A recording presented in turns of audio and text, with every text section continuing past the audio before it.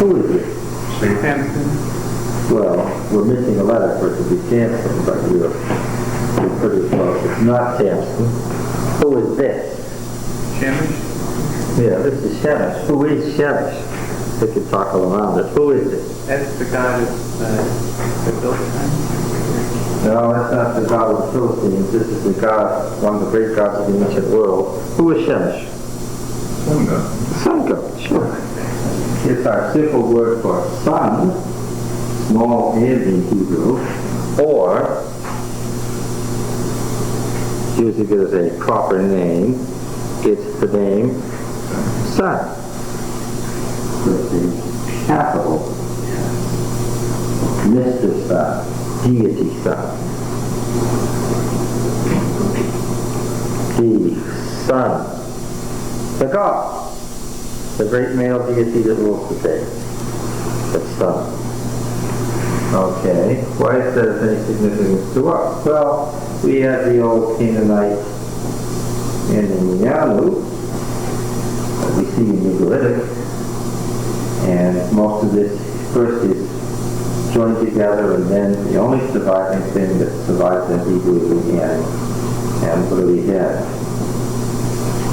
Our end, the sun, so it's the capital, man. Isn't that interesting? Okay. And of course we mentioned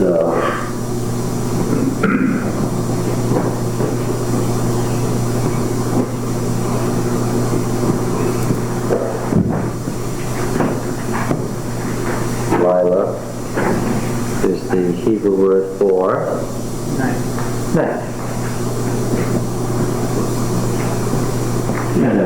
Which is D meaning of in Arabic. D of. So Delilah, the night,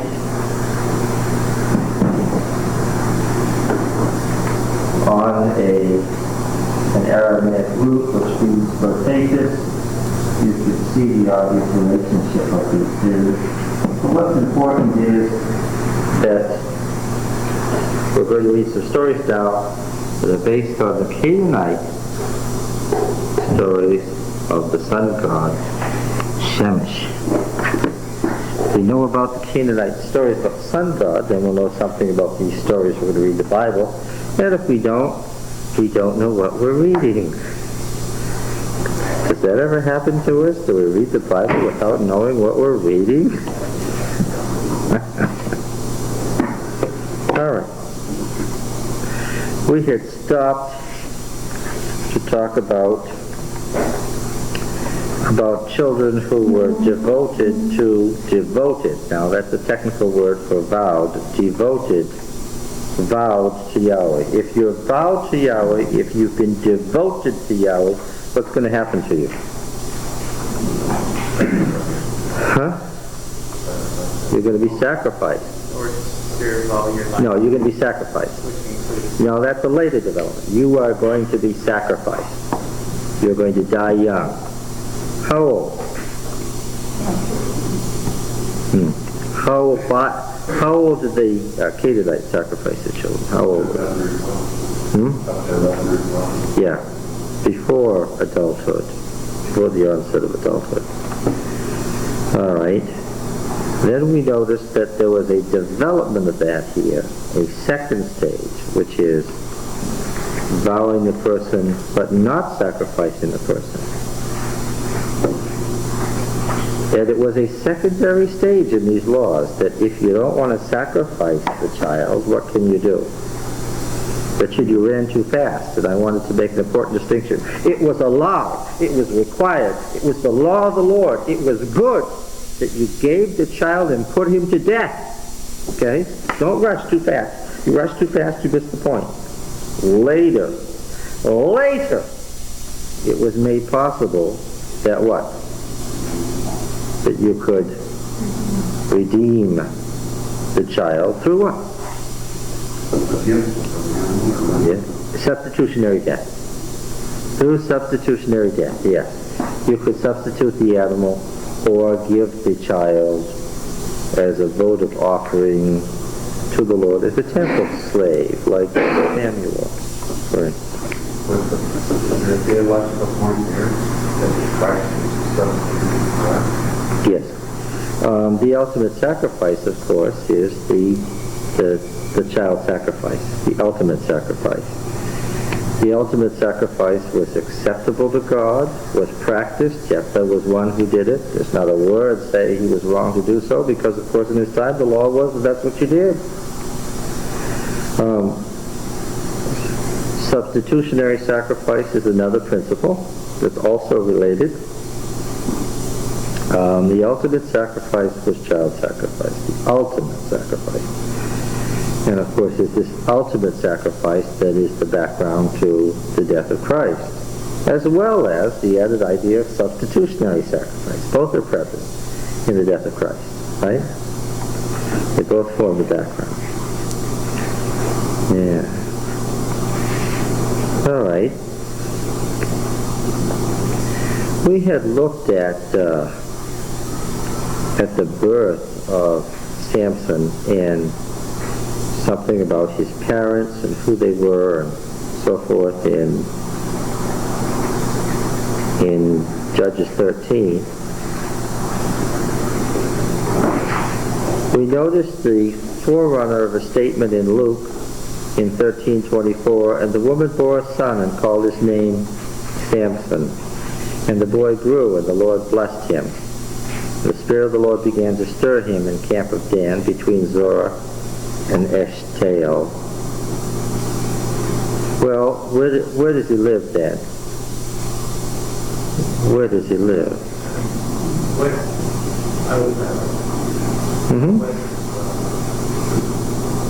Yeah. It's in the foothills, almost to the coastal plain. It's where the tribe of Dan would have been, if you looked in your Bible atlas. It's where the tribe of Dan would have been had they stayed. Before the time of Samson, what had they already done? We read a story about it further on in the book of Judges, but the book of Judges isn't arranged in chronological order. It's arranged in theological order. What did the folks from Dan do? Why? She said they moved to the north. Why?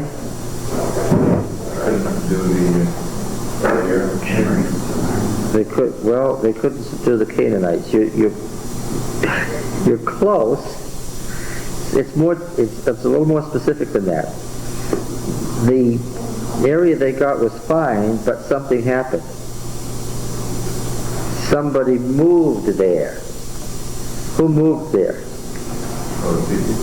Yeah, the invasion of the sea peoples meant that the sea peoples invaded the whole of the Levant, all the way up there in southern Turkey and northern Syria and what is now called Lebanon, and down here along the coast of Israel, and right down even the state of Egypt.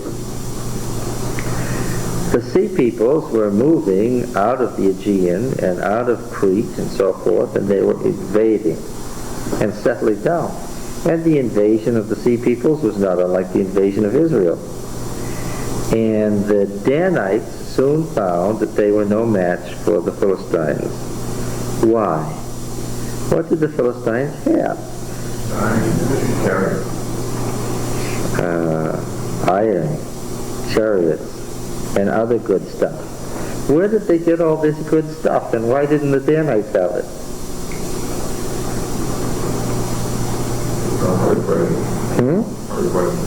Brought it with them. Yeah. Being sea people with boats, what did they do? They traded and moved around, and what did they have as a result? They had all the good cultural stuff. They had fine pottery and beautiful building techniques and a high culture. Whereas the Hebrews in general had what?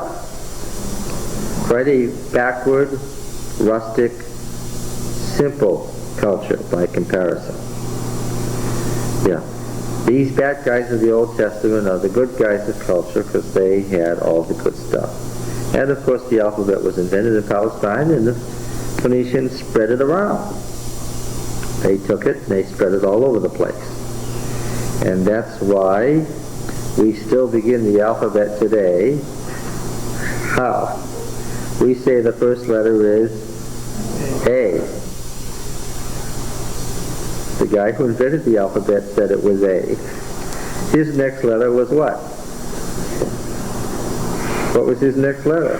From Aleph, the ox, he moved to Beth, the house. He said his next letter was B, and so forth. We got it from ancient Canaan, and the reason it was spread around and that our cultural ancestors used it is because the Phoenicians spread it all over the place. Okay. Aleph, Beth, Gimel, Dalet. Right? Alpha, Beta. How come it's the same? The same alphabet. Okay. Now then, when the Danites found that they had the Philistines' competition that they could not handle, they moved north. They went up to Laish, and the whole story in the next few chapters is all about that. That had happened a long time, especially half before the time of Samson. What does it tell you about Samson's parents, that when the tribe left, they were of a line that stayed? What does that tell you?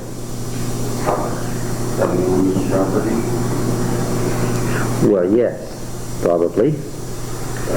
Most of the Danites didn't own any property. Why? They lived in a place called Machane Dan. What's a Machane? Read verse 25. What does the Hebrew word Machane mean? I've translated it every time I've read it. Did anybody catch it? Camp. Yeah. Okay. So the whole tribe of Dan in general was living how? In tents. By the time they left to go north, they were still tent dwellers. This man was obviously a property owner from a line that was a little more strong, rooted to the land. What's his attitude toward the Philistines?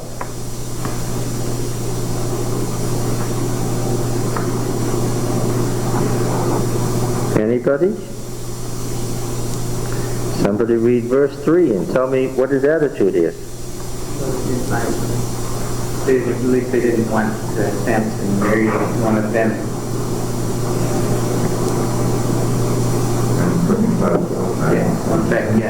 What does that describe? What does that say to you? Yes, he is very contentious of the Philistines. He speaks of his own forces. He speaks of the brotherhood with a capital B. He's a warrior. His father is a warrior. Okay. Now, where do these folks live? Well, they live 4 miles from Beth-Shemesh. Now, in these Canaanite towns that we've run into, they have the word Beth in front of them. What does Beth mean? House. Yeah. Well, let's just say temple. We have a word for temple. Let's get it more precise than that. And in these, you already know that the word Shemesh is son. In a town like this, Beth-Shemesh, what does that refer to?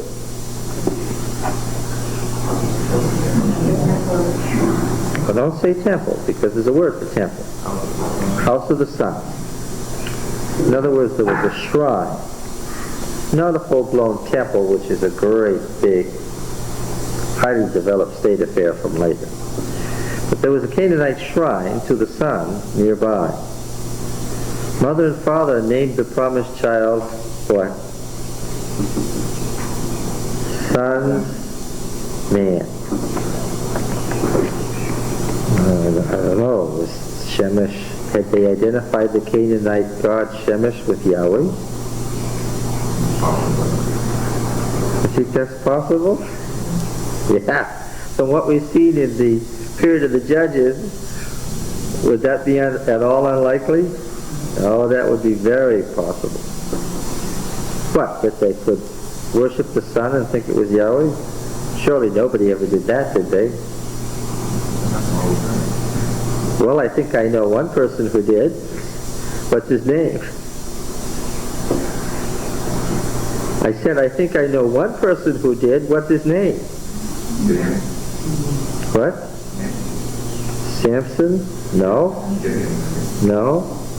Manoah. Boy, that was tough.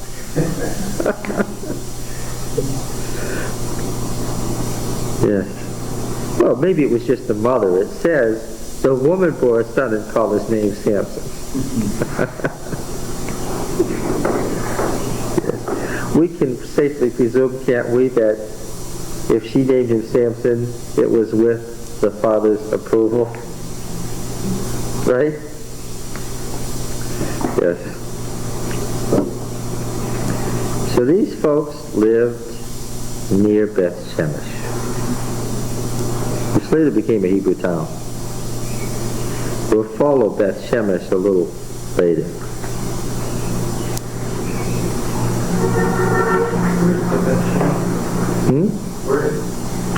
It's on the other side of the valley that we've just been talking about, the valley of the Sorek.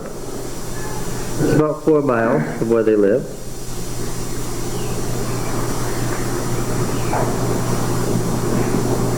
Now remember, 4 miles. Say to yourself an hour and a quarter, or an hour and a half. Don't say 4 miles, because 4 miles to us means what? That's only 5 minutes to us, right? Not that close. You have to remember, how did they get there? They had to walk. Yeah. All right. Chapter 14 now. Samson went down. He's already talked about the background, and the angel of the Lord, all the Gideon stuff is in here, all the Gideon kinds of things. We've talked about this already. Samson went down to Timnah. Remember that Joshua's home was Timnath-Seres, or Timnath-Heres, which Timnah just means the portion of the plot that a warrior owns. So Samson went down to Timnah, and at Timnah he saw one of the daughters of the Philistines. And he came up and told his father and mother, I saw one of the daughters of the Philistines at Timnah. Now grab her for me as a wife. Okay? But his father and mother said to him, Is there not a woman among the daughters of your brotherhood? Please strike out anything else you have. The brotherhood with a capital B. And what is the implication of the word here, as it is so often in Joshua and Judges? What's the brotherhood mean here in this context?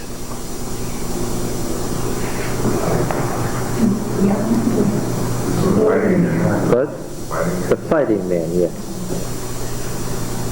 Is there not a woman among the daughters of your brotherhood, or among all our force? I don't know, what do you have? People? The word often has the general meaning people, but it's a more technical word that frequently means the fighting people. And it's often used that way in Joshua and Judges. Is there not a woman among the daughters of your brotherhood, or among all our force, that you must go to take a wife from the uncircumcised Philistines?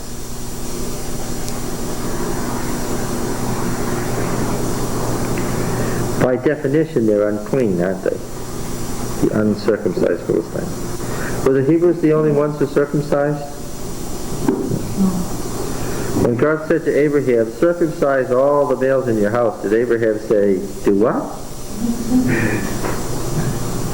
Is that how he responded? No.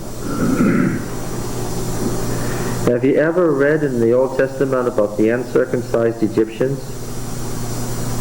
Who could show me a verse about the uncircumcised Egyptians? Can anyone show me a verse? The Egyptians practiced uncircumcision. Yes, you won't find a verse like that. Why? And I think when he went down to Egypt, I think this is where possibly he gained the knowledge of this. He knew what circumcision was. The Canaanites circumcised, generally. The Egyptian tomb paintings show circumcision being practiced.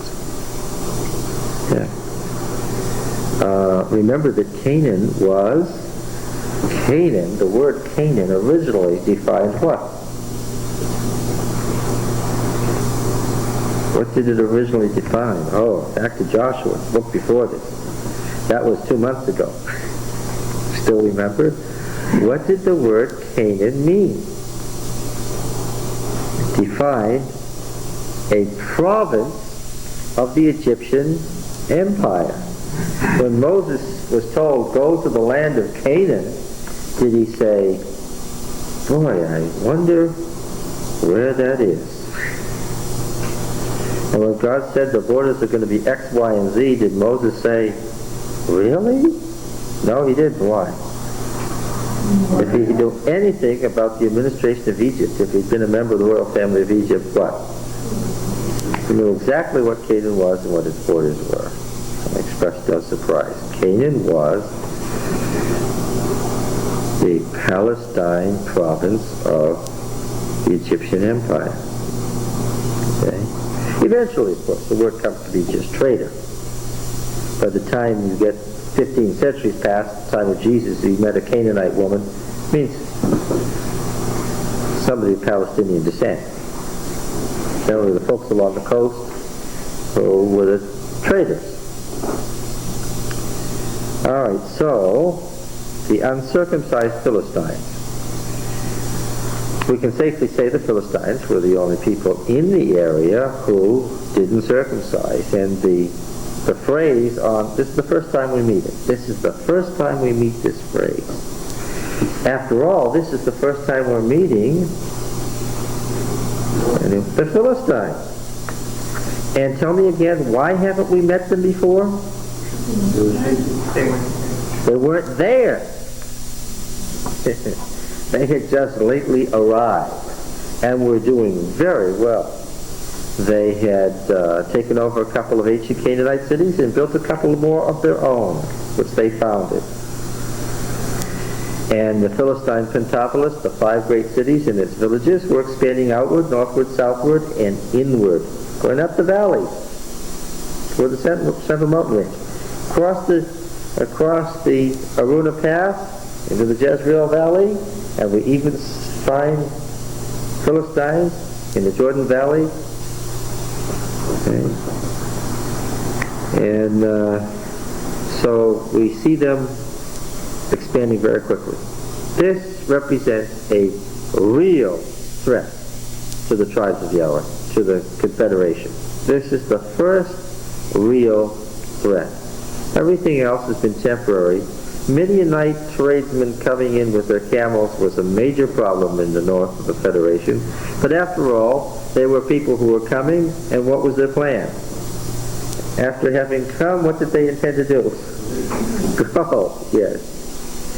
The Canaanite cities were losing just by virtue of the fact that the Hebrews were growing faster than they and being overwhelmed.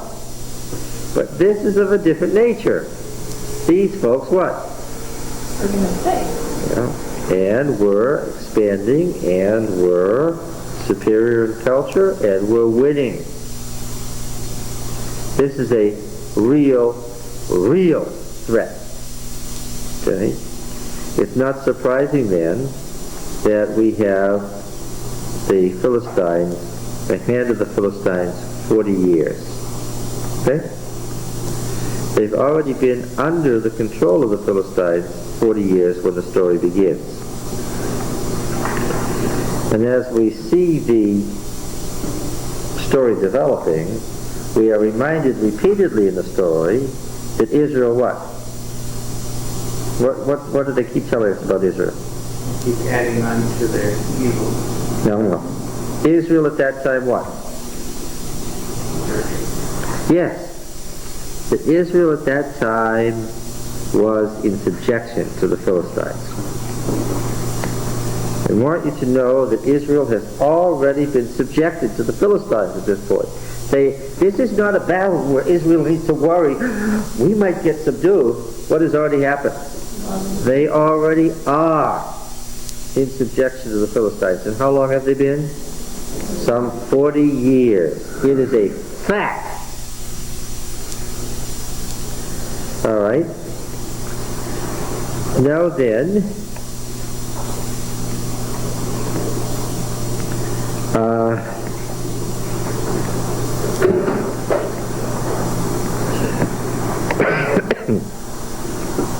what then is Manoah's role? Living right at the border of the Philistine area, in the area that the tribe of Dan has already abandoned. What then is Manoah's role? What is why is he there? What is his hope? What is his intention? What is his purpose? Anyone? Part of the underground. Well, I don't think he's very underground about it. What's his intention? Why is he there?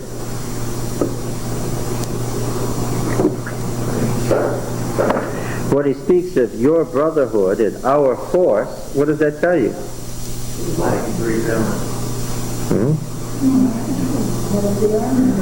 He's a little enclave of Israel, and does he consider himself in subjection? No. And what does he intend to do?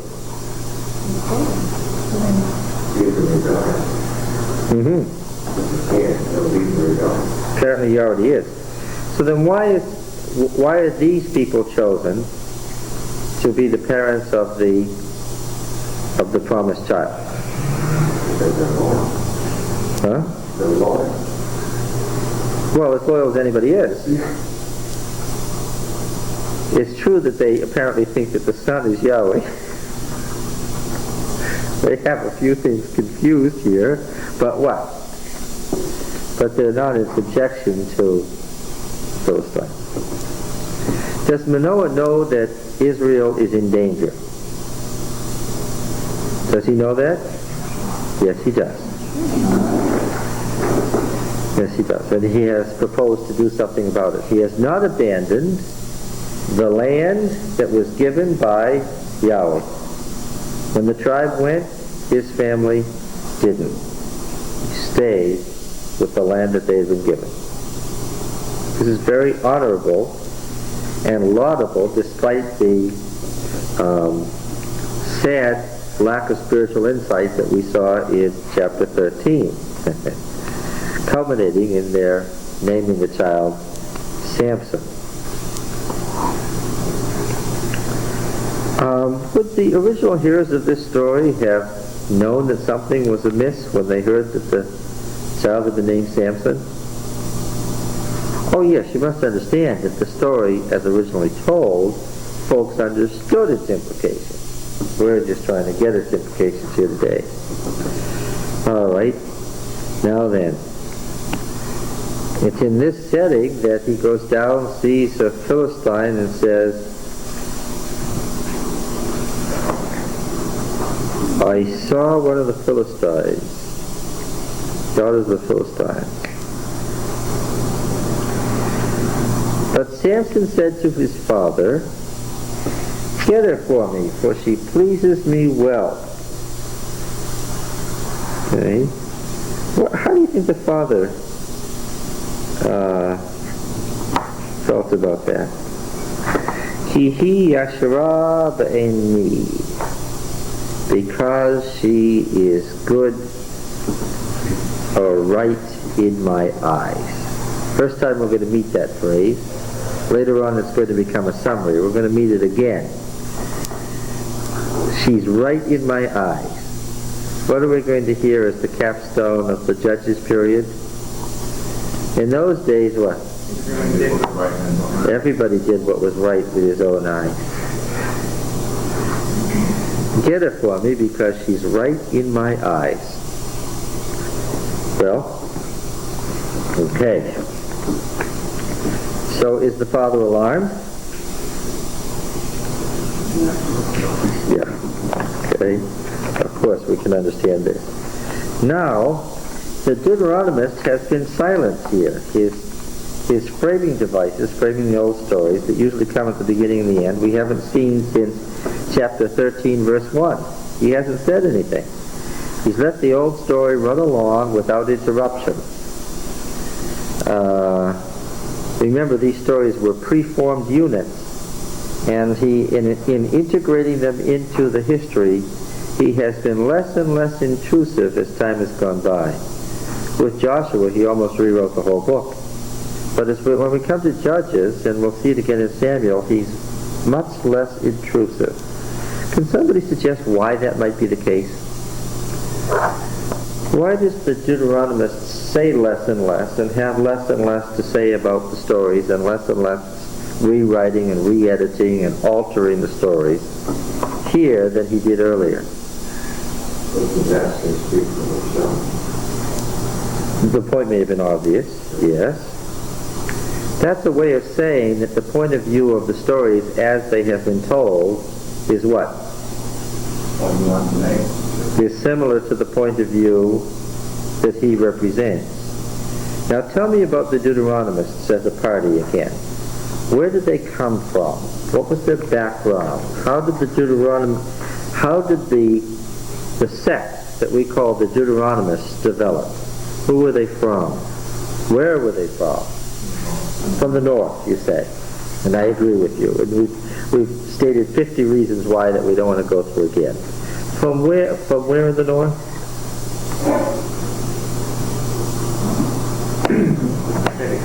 From the prophetic schools. Yes, so it's not just from the north, but from the prophetic movement in the north. Where's these stories then? Where did these stories come from? These preformed units that he's using that there's obviously no interruption to. Where do they come from? The history of the saviors of Israel from Joshua to Samuel. Why would that ring bells in our mind? From Joshua to Samuel. We have a series of stories about the saviors of Israel from Joshua to Samuel. Why do we get excited now and get our hearts are racing fast? Why? Because Samuel is what? The founder of the prophetic movement in the north. I get it. Now I see why the Deuteronomist doesn't have to invade the story so much. The stories are stories created by whom? By the prophetic movement in the north. The Deuteronomist, though he is a southerner writing in Josiah's time, represents what? Represents the last gasp of the old prophetic movement. Why doesn't he have to invade the story and retell it so much? Yeah, they're his stories. Not that he made them up, but that what? Yes, that's right. If I wanted to interpret some passage from the Gospels, I wouldn't feel the necessity of explaining a lot of what Mrs. White said if it was basic evidence theology, right? I'd let her run on and tell the story without feeling the need to improve on it. Yeah. So when we get here, because I'll tell you a secret. Okay? What was Samuel going to do? What was the big promise? Samuel. What was Samson going to do? What was the big promise that had been made to his mother and father? He's going to do what? Deliver what? Deliver Israel from the Philistines, yes. Except it was just a little more precise than that. What was he going to do?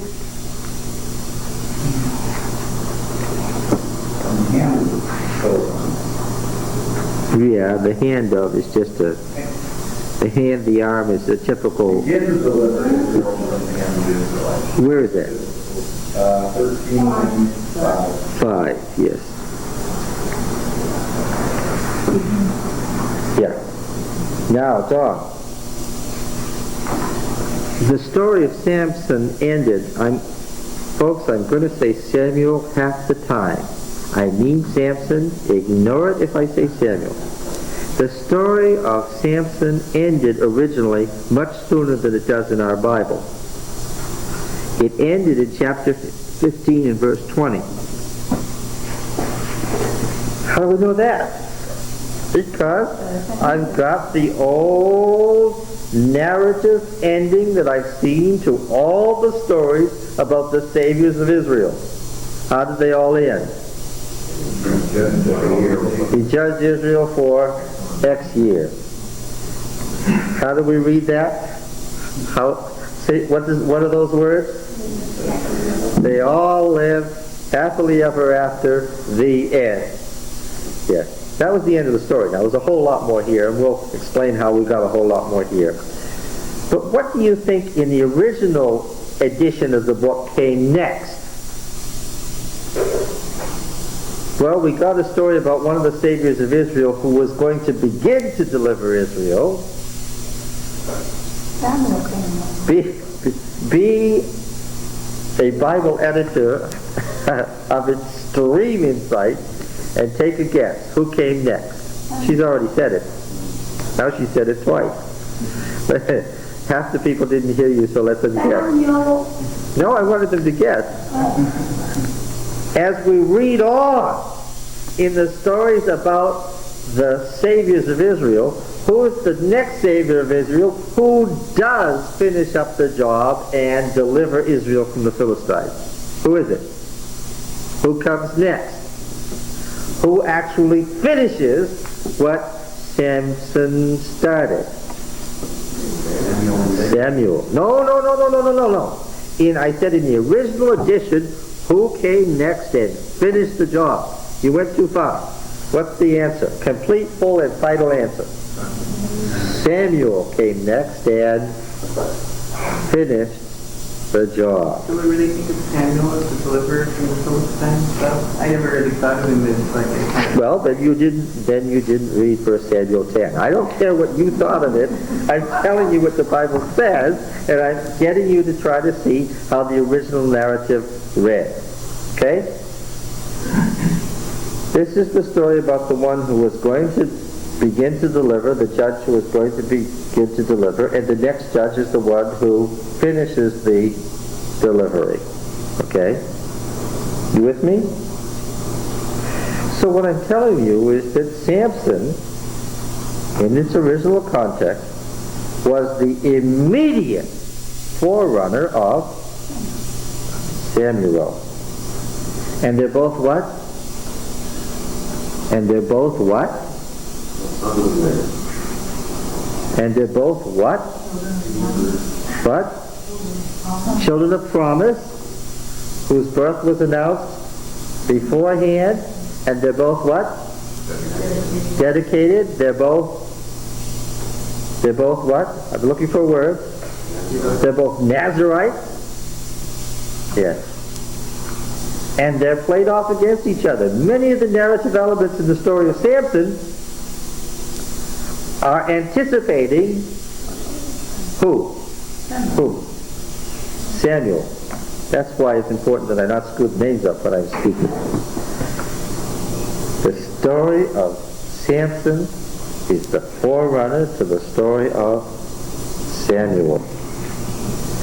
The Deuteronomic historian, writing in Josiah's time, is the inheritor of the movement that Samuel founded, the prophetic movement of the North.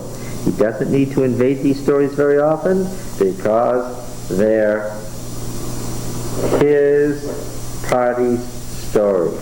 Got it? Anybody want to stop me? Why do you ask from 16 on? Excellent question. We'll soon know, won't we?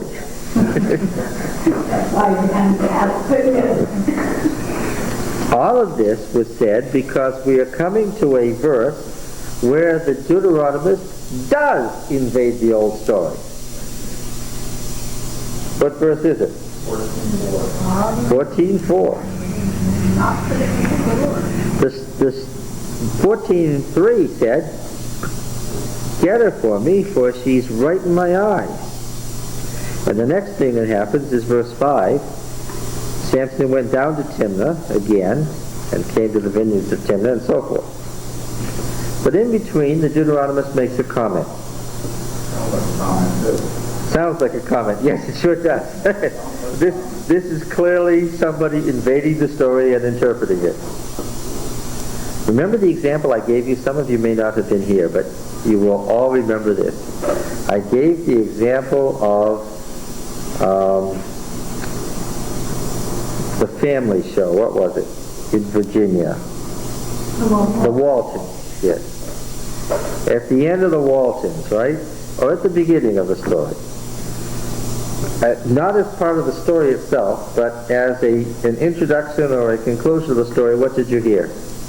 You heard a voiceover interpretation from the narrator, who's John Walton, many years later, writing about his family, right? And he makes some comment that summarizes the meaning of this particular story that he's going to tell or has told. Well, this is it here. His father and mother did not know that it was from Yahweh, for he was seeking an occasion against the Philistines.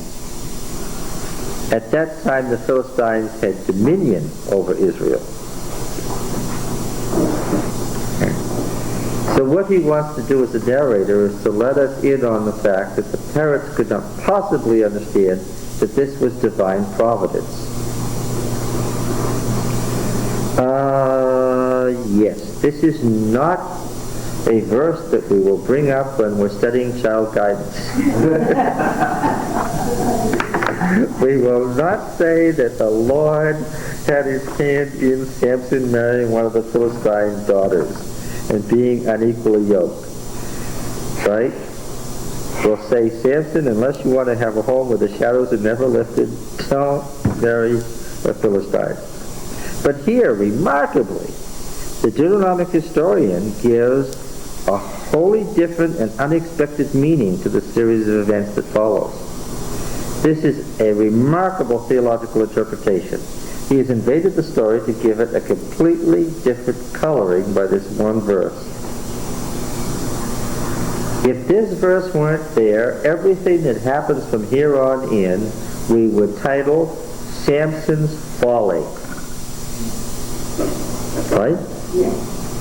If you title Samson's Folly, is that the only thing that God can work out?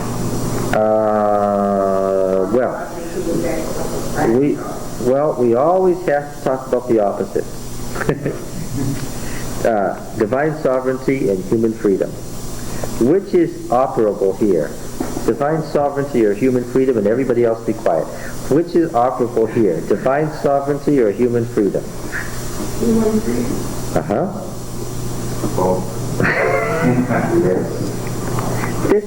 This was a deliberately tricky question that most of the other people in the room knew was a trick because they had been tricked by this same question. I want to talk about this table for a moment.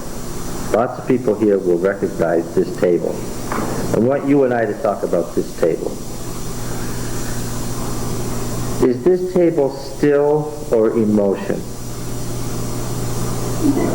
It is still. It's not moving around. Right? Not moving around.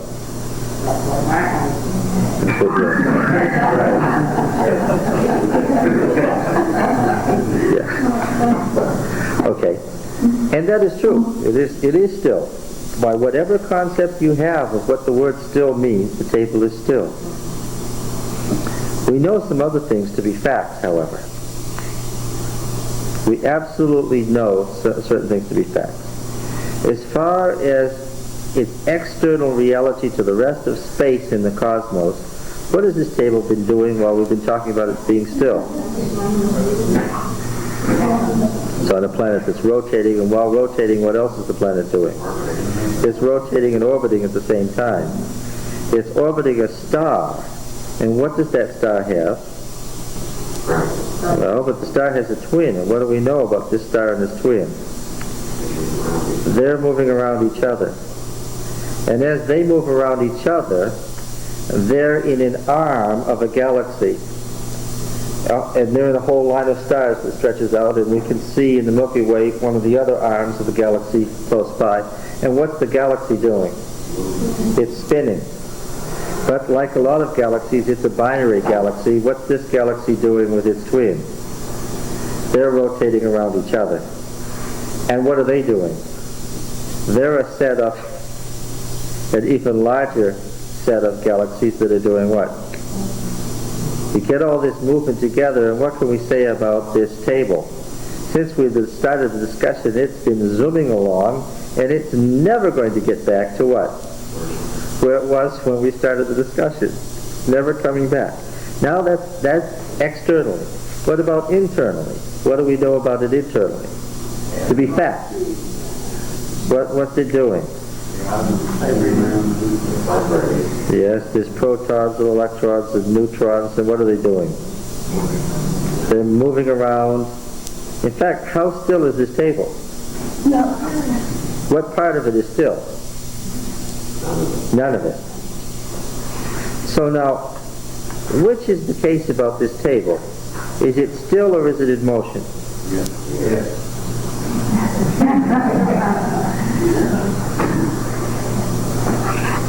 It's in motion, that's after what we just discussed. It's in motion, and what else is it? Did it stop being still? Yes, I agree with The you. dimension of this room is still, you can fire the view. Oh, even in the dimension of this room, that's not true. Yeah, but Because what is it doing even in this room? it's moving our eyesight.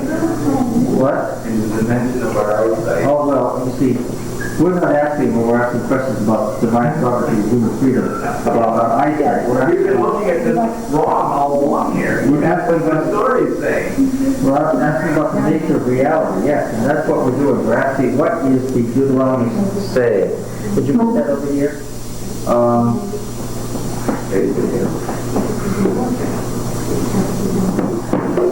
What's the rest of it?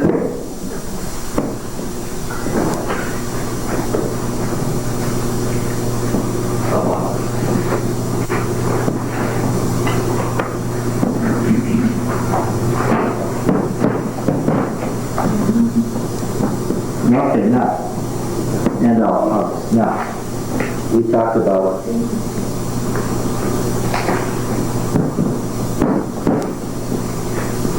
what else could we have talked about? Good and bad, light and dark. Yeah. Yeah, whatever. Yeah, well, it's ugly. Good and evil. How about the great controversy? Yeah. Dead and alive. How about justice and mercy? And et cetera. And et cetera. Trust God and lock your door. And one of the big ones in theology is, I gave a noble attempt to write the word divine in this. Divine sovereignty.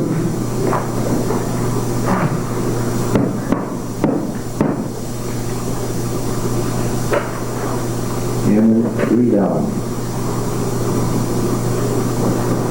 And this one, I love to talk about the passage in Great Controversy about the destruction of the wicked. Had I a Great Controversy here, I'd read all 3 pages aloud to you again. Although there's no great need to bring it back to me.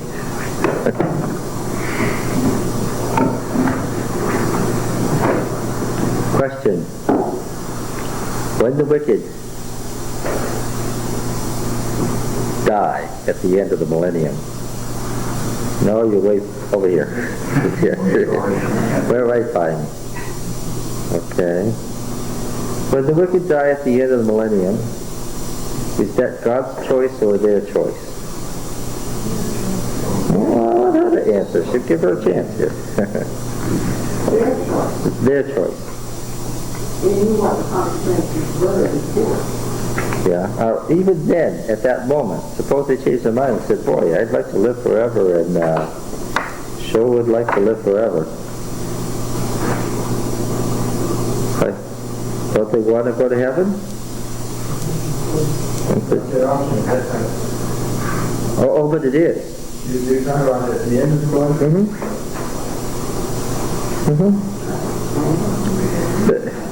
Well, let's go back further then, Jack. The close of probation. What closes probation?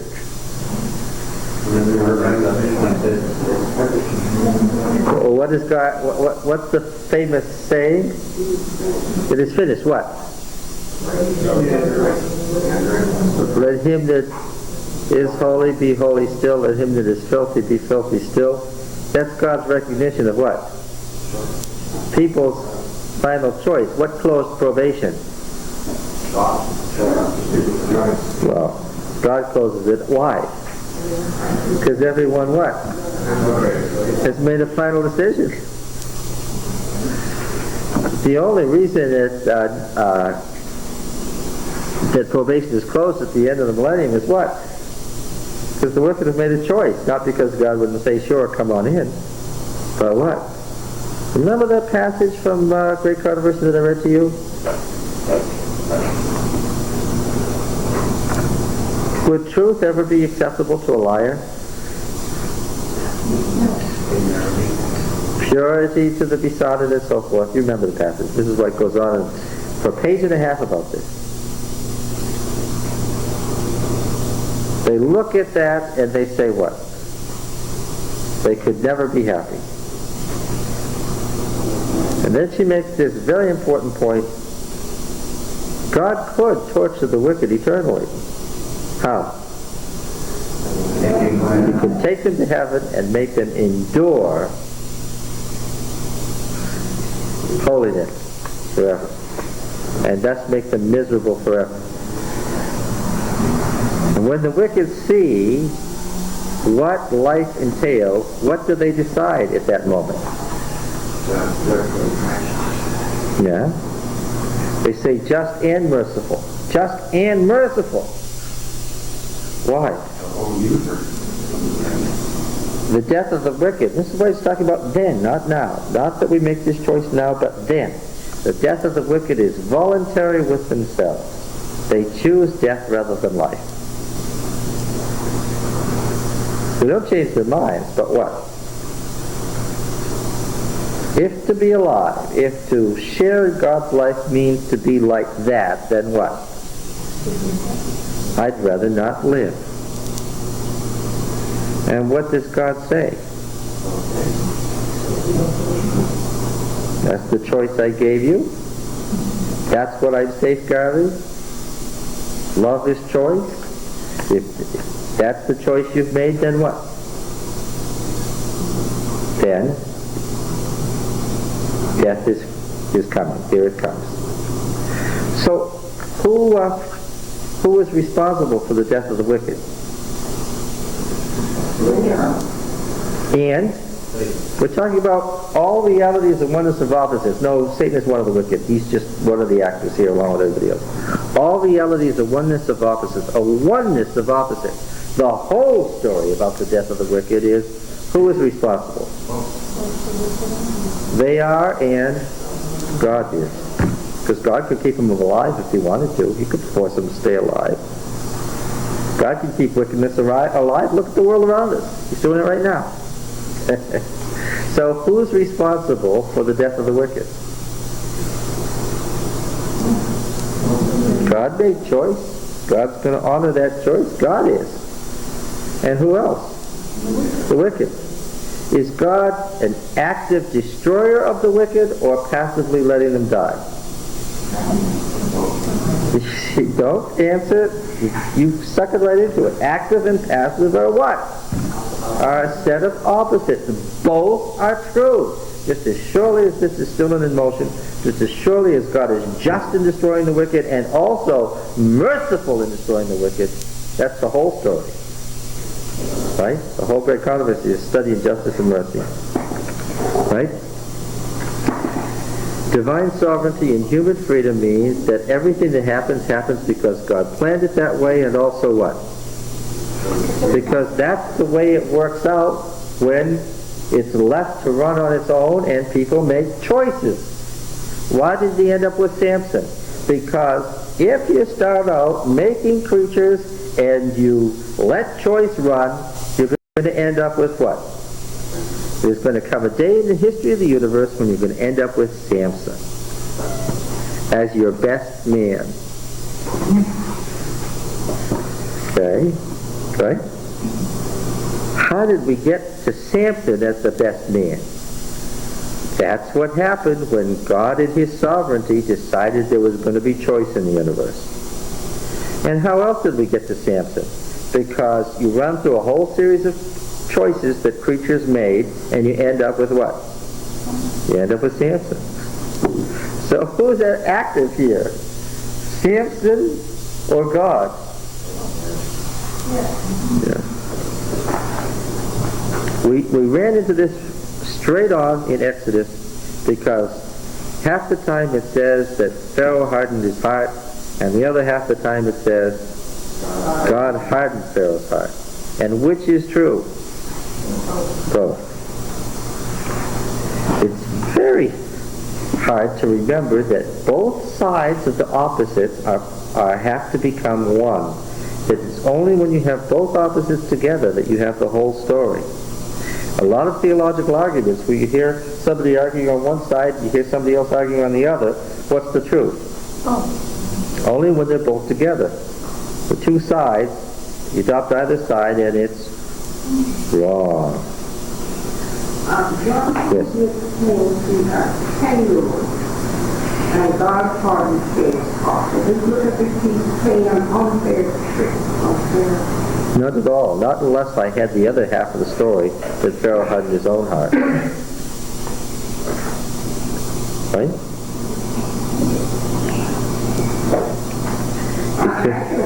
He could have chosen a Pharaoh, because they came in different sizes and shapes and personalities. He could have chosen a Pharaoh who what? On the first day the trouble loomed would have said what? Go, bye, you're out of here. If the Pharaoh of the Exodus was Tutmosis III, why did he take the greatest military genius of the ancient world, who created the largest empire to date, and wait till he was the most powerful man in the world before he said, let my people go? That was deliberate. Given that person in that place, that time, and that choice, what's that person going to do? That person is going to do what? That person is going to say no.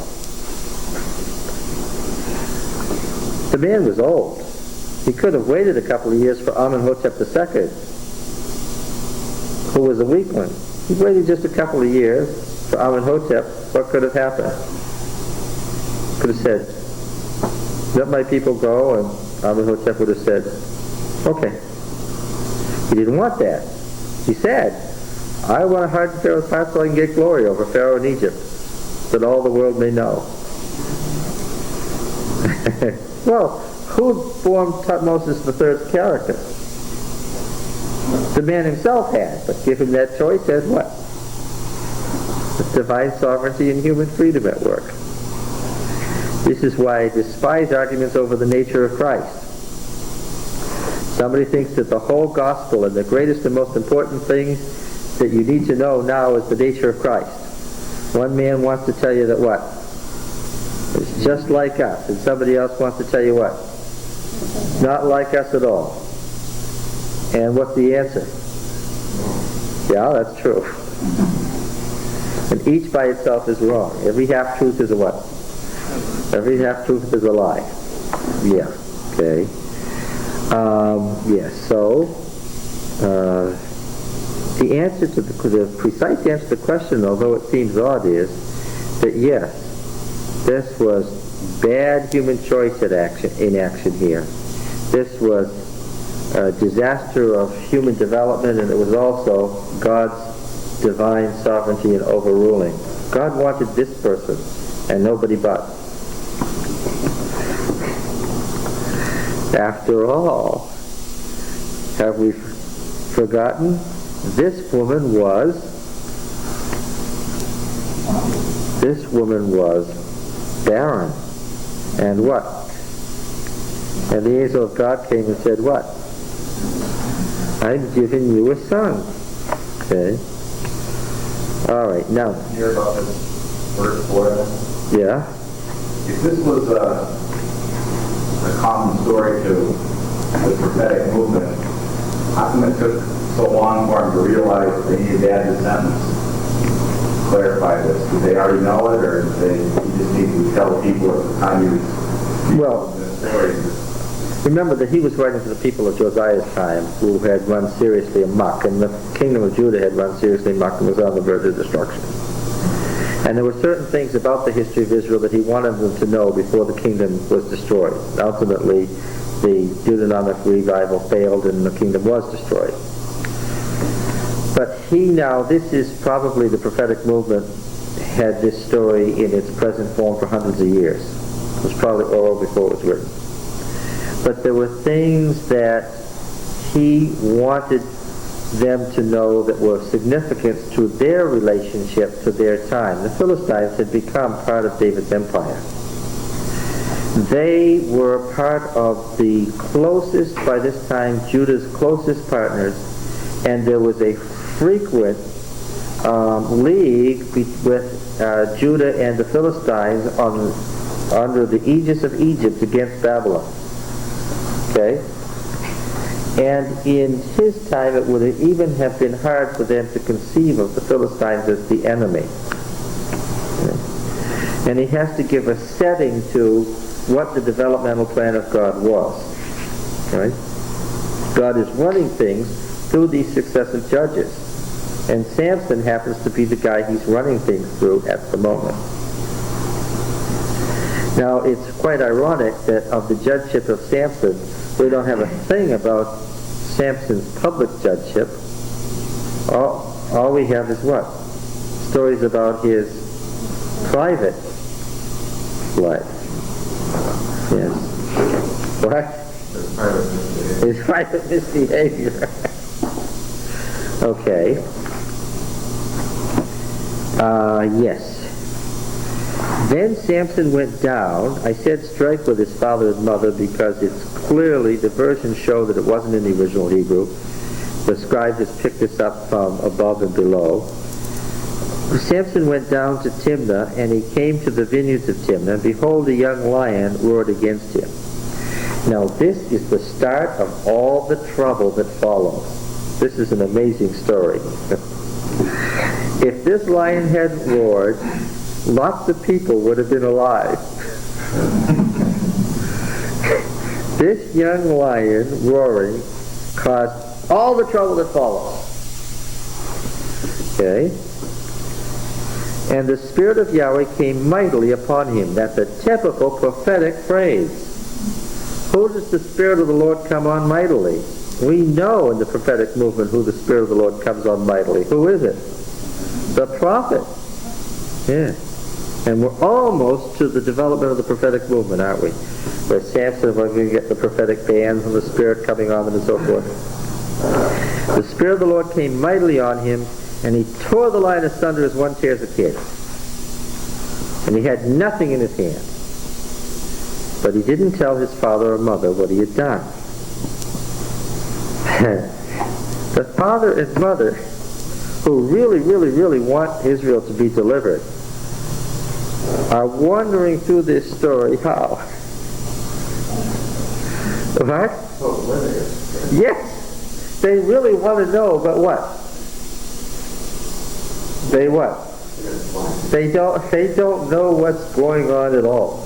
Now, if you think that the father and mother are the only ones who don't know what's going on, what are we going to discover as we read through the story? And divine sovereignty comes through more and more, surely, as we go through the story. Who else doesn't know what's going on? Samson? Who else?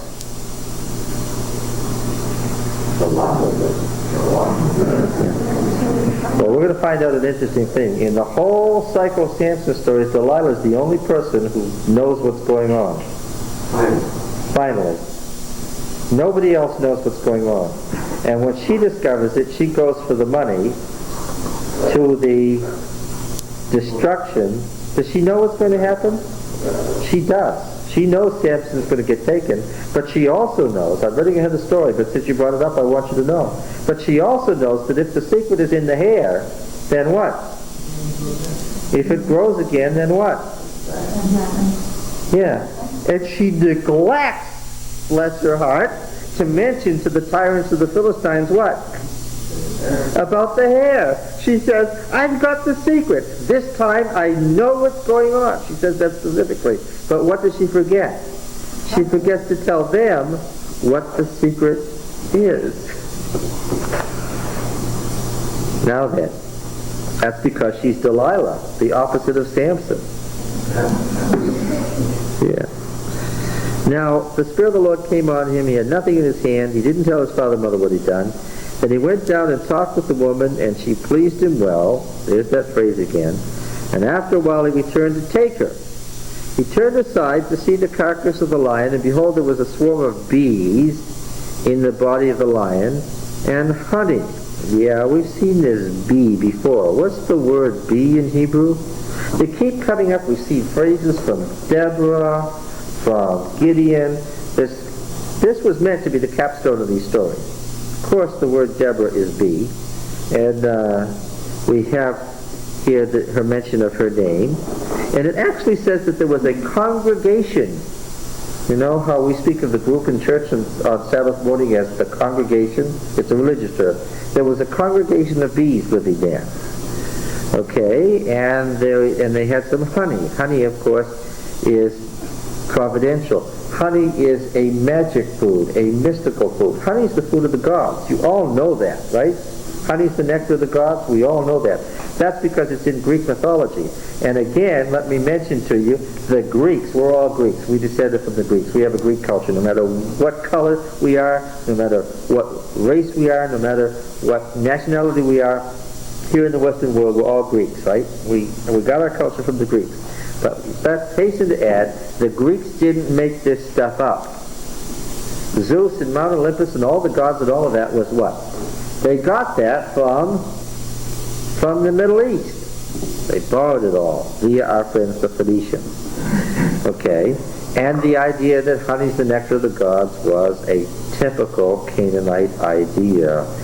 This is the land that God said, I'm giving you the land that what? Flows with milk and honey. It's the divine land. Right?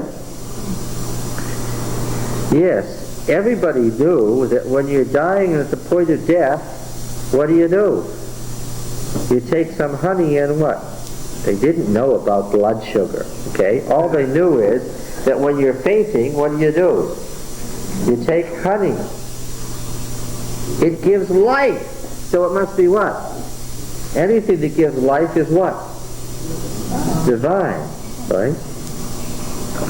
Yeah. The woman came to the prophet and she had a gift for him. She wanted something. But she had a gift for him. What'd she bring? She brought him a jar of honey. Saul was ready to kill his own son Jonathan because he did what? He ate honey, of all things. Yeah. Okay, so now when Samson sees the honey, what does he know? And what do the hearers of the story know? And now what do we know? Honey is what? This is divine providence. This is a providential gift. So he takes some not only for himself, but devoted son that he is, he takes some for father and mother. Yeah. And he gave some to them, and they ate. But he didn't tell them that he'd taken the honey from the carcass of the lion. Okay. Now then, his father went down to the woman, and Samson made a feast. Now, Mr. Feast, what's the story here? What problem do we have there?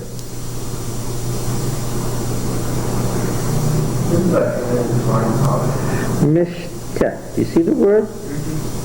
What's the verb? The verb is shafa, which means what?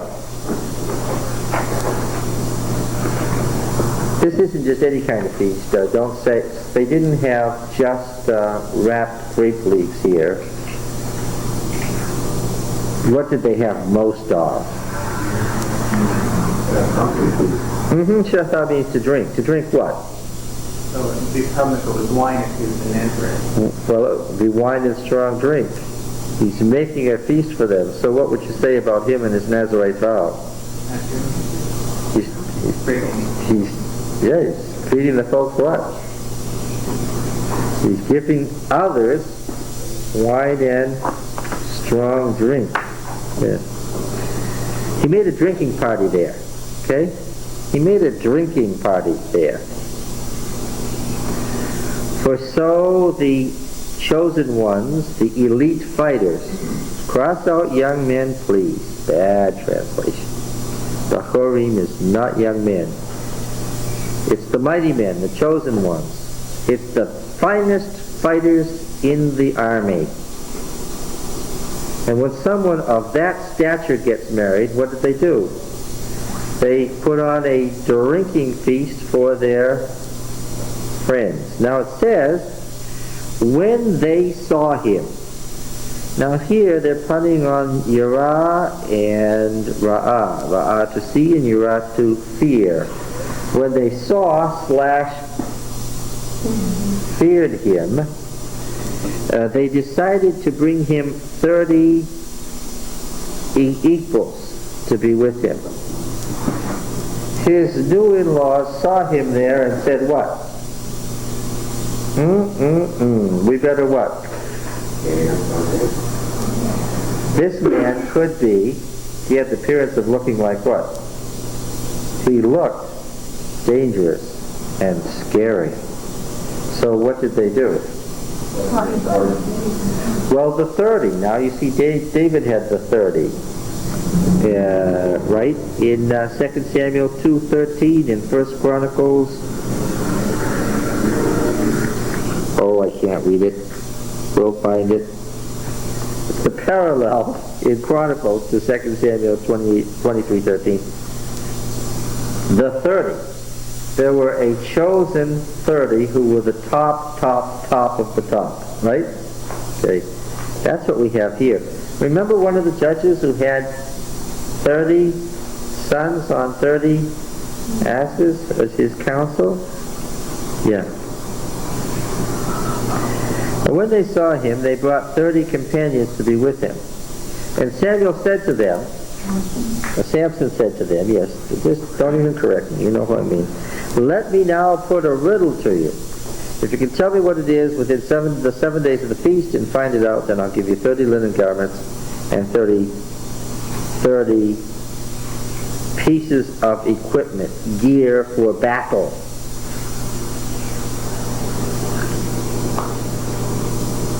Not dress, not garments. Gear for battle, full equipment, warriors' equipment. The finest equipment. Now, of course, the problem with the finest, in ancient times, in these times, when the champions went out to war, who paid for their gear? In the days of old when knights were bold, who paid for all that stuff? They did themselves. And here he's offering to equip, fully equip, 30 mighty men. What's the problem there? Yes. So what do you gather about Samson as he puts his riddle to his companions, the other mighty men? He's sure he wants to stay. Yeah, he's very sure that what? Yes. And he figures by this that he's going to, they're drunk. They're too stupid to say no. They're drunk. He's going to enrich himself. He'll have 30 fully equipped, they'll have to do it, okay? If within the 7 days of the feast you find it out, then I'll give you all of this stuff. If you cannot tell me what it is, you give me the 30 garments and equipment. They said to him, put your riddle that we may hear it. And he said, Out of the eater came something to eat. Out of the strong came something sweet. They couldn't in 3 days tell what the riddle was. On the fourth day, they said to Samson's wife, get this, entice your husband to tell us what the riddle is, lest we burn you and your father's house with fire. This is his brand new wife they're threatening to burn up. This is the reinforcements they brought in. This was the reinforcements they brought in to protect themselves from him. That's the irony of the story. They brought them in. He sees an occasion to cost them money. They're in a bad strait. They threaten her with death and the whole of the father's house. This isn't just her and her father. This is the entire family. Now, since these are 30 mighty men, does she think that they're just saying it or what? She's now in fear for her life. So it says, have you or have you not invited us here to impoverish us? As if he had been put up to this by them. Samson's wife wept before him and said, you only hate me, which is a technical term for wanting a divorce. You do not love me. You have put a riddle to my countrymen and haven't told me what it is. But Samson's wife hasn't told everything either. Folks are walking around here doing what? This is a study in what? Not getting what? The whole truth. Why didn't she tell him, look, we're all in serious danger now because of this riddle. These people are going to kill you and me and all of my father's house now. What did she think would happen immediately? I could sense her dilemma. If she told him that, what would he do? Her new husband. Well, what? No, he would have tried. And she sees what? And who else being killed besides him? Her and what? All her father's house. If she tells him, she's going to go crazy and what? And they'll all get killed. So she tells him half the story. Get it?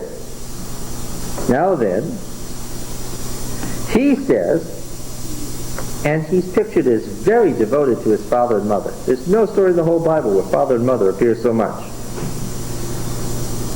As devoted as he is to his father and mother, as you don't see another son in the whole Bible who everything he thinks about, what?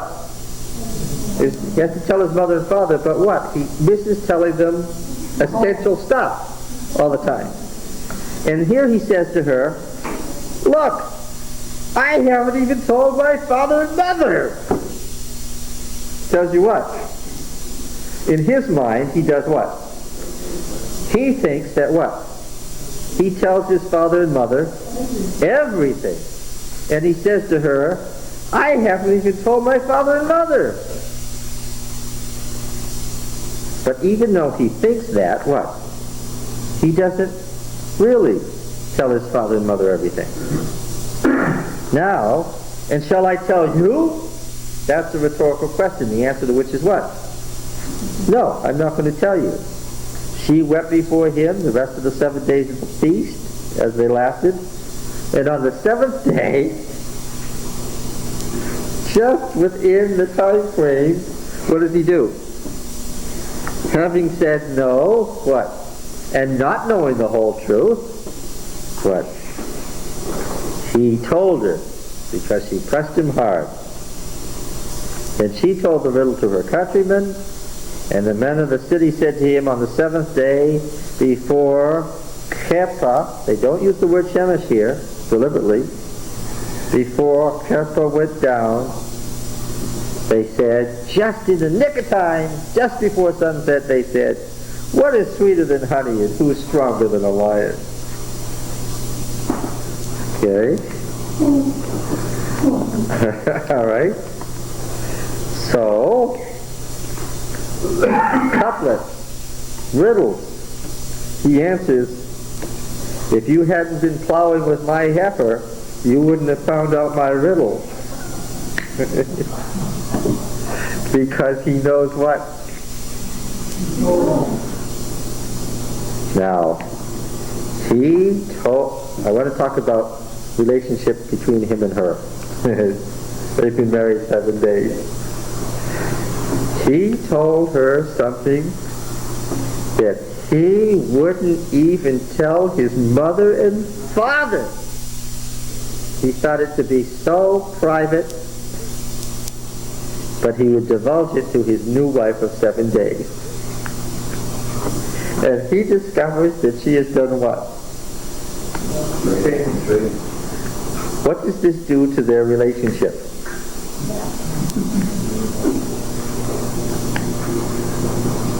And the Spirit of Yahweh came mightily on him. Yes, it's just the right moment. How is he feeling right now? Do you think angry and upset are good enough, strong enough words for what's about to happen? Look, he went down to Ashkelon, the nearest of the walled cities of the Philistines, one of the great 5 cities of the Pentapolis, one of the 5 great cities of Philistia. He goes down to the nearest city. He walks out on his wife and his wedding feast, and what is he intending to do? He's going down there with what? With murder in his heart. Yes, shopping. And what does he do? The people of Ashkelon having no hint, because one of the keys of the story is what? People who what? The whole story revolves around what? People who don't know what's going on. Suddenly, what happens? This madman kills 30, not just of anybody. What's he after? He's after the equipment of warriors. He kills 30 warriors. If only that lion hadn't roared. But the story has already made it clear that why did the lion roar? Because God made it roar. That was the whole point of this story. And what it, divine sovereignty and human freedom. Do you think Samson thought that he was in control of what he was doing? Yeah. What? Yes. Oh yeah. I think we think that we're in control of our lives. And one of the points that the story was making in its original prophetic set was what? When it comes to our lives, what? Who runs the show? God runs the show, and the most we can do is cooperate.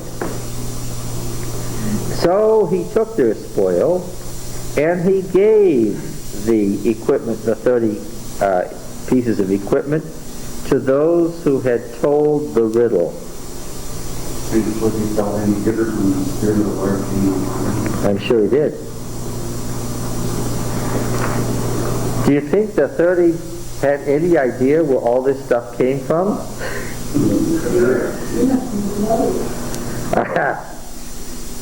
Why didn't they challenge him?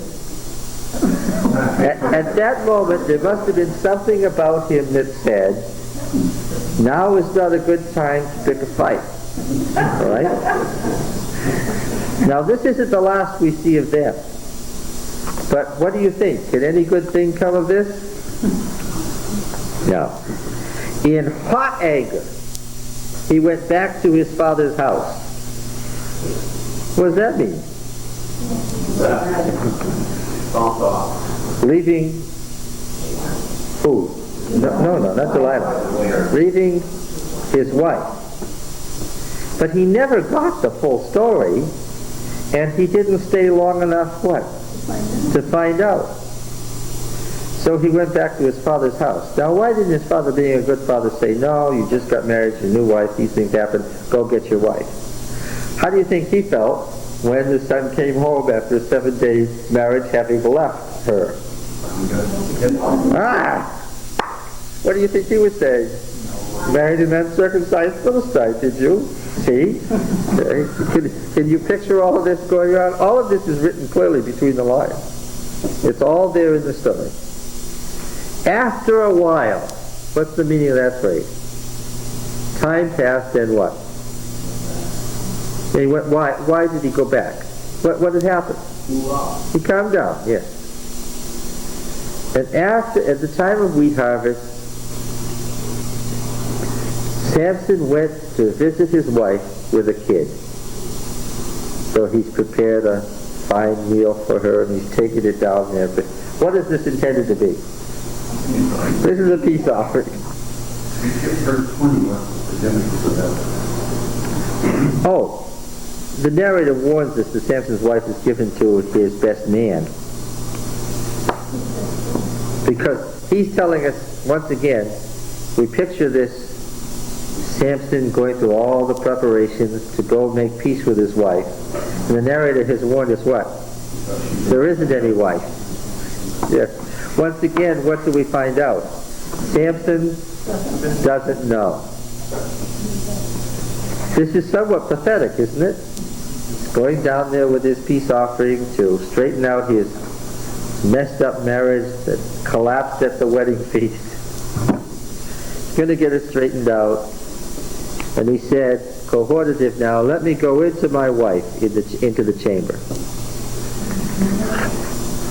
But her father wouldn't allow him to go in.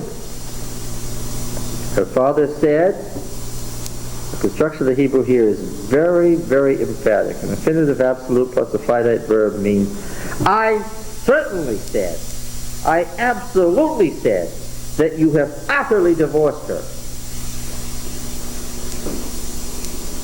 Now let's read Deuteronomy 24. What's the rule? Remember, Deuteronomy is the background of all of this. Deuteronomy 24.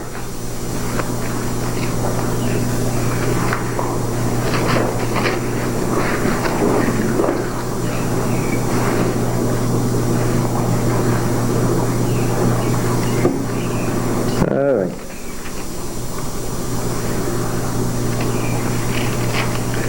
When a man takes a wife and marries her, if she finds no favor in his eyes, because he's found some indecency in her, and he writes a bill of divorce and puts it in her hand, sends her out of his house, and she departs out of his house, if she goes and becomes another man's wife, and the latter husband dislikes her and writes a bill of divorce and puts it, dislikes her here is the same word, to hate,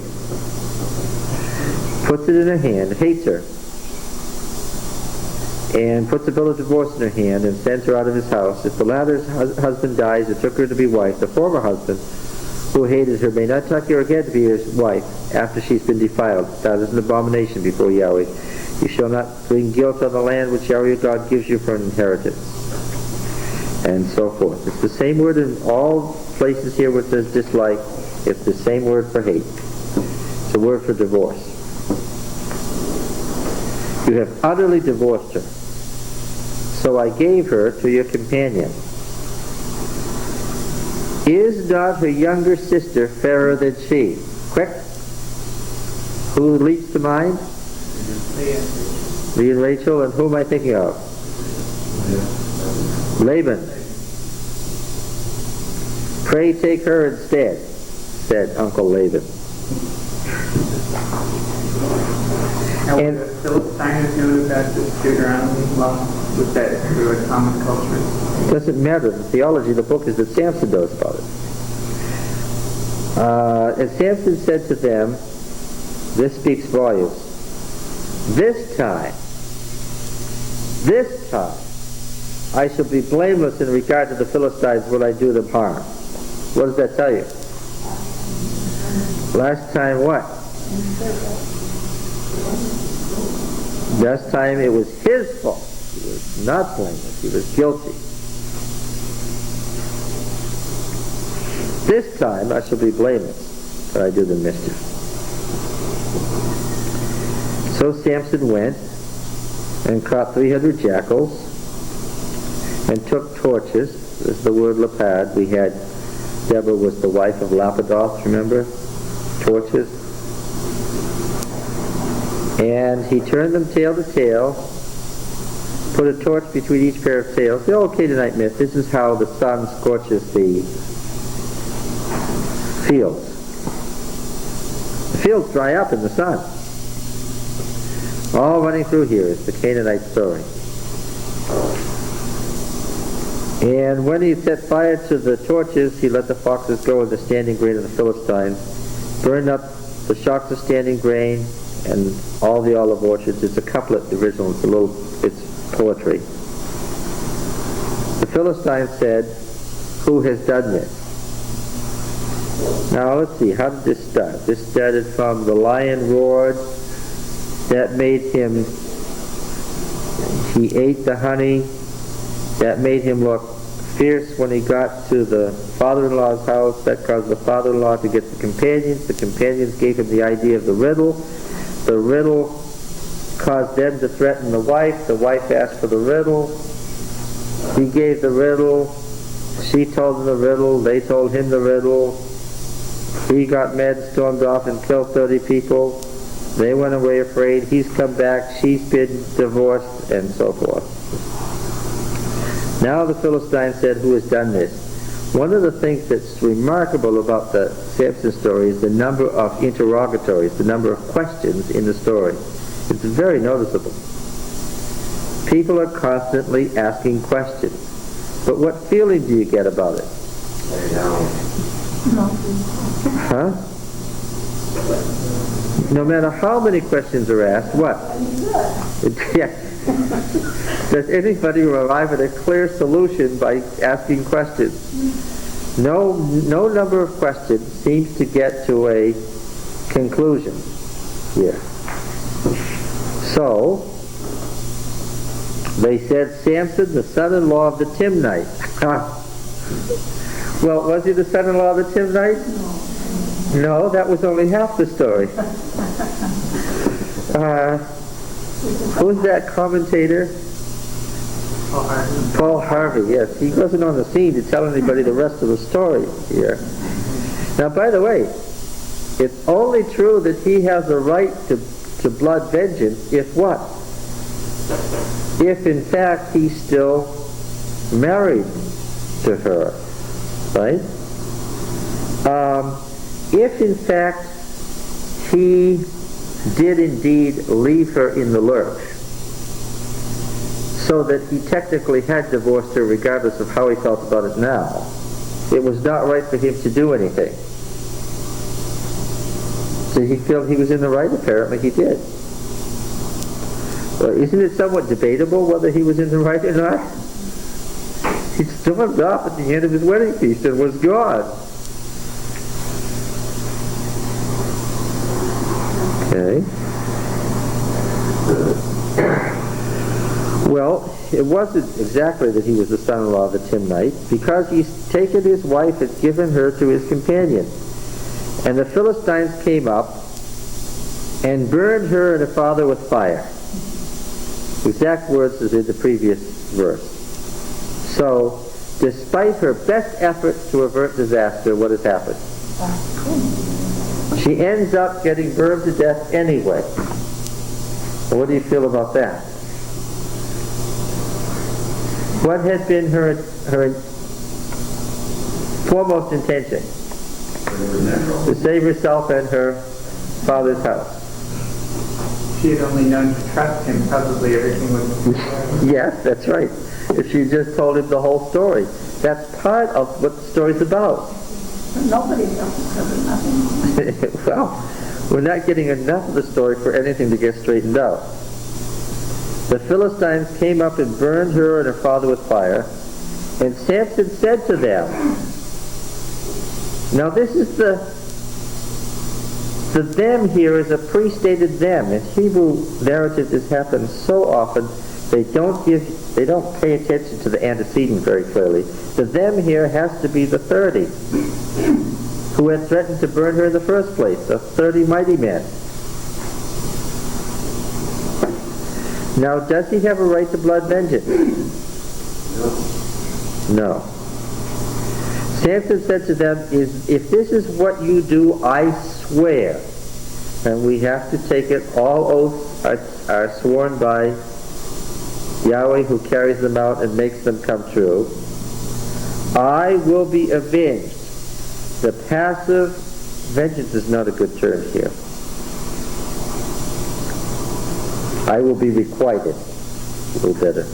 Justice will be made to happen. On you.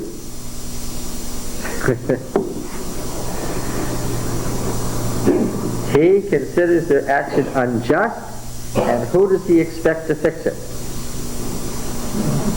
This passive is always used when who's going to fix it? Who's going to bring out the justice that needs to be served here? Yahweh. He is swearing by Yahweh that he will have justice, and then there's another part of the oath. After that, I'll quit. Look, he's saying to them, look, because of what you've done, I appeal to Yahweh to give me justice, but I'll stop after that. So the mayhem he intends to cause, he tells them what? He won't continue. This is where it will stop. It's getting worse and worse, right? Would that make you feel good if you were them? Right? Oh, good. And the lion roared. Yeah.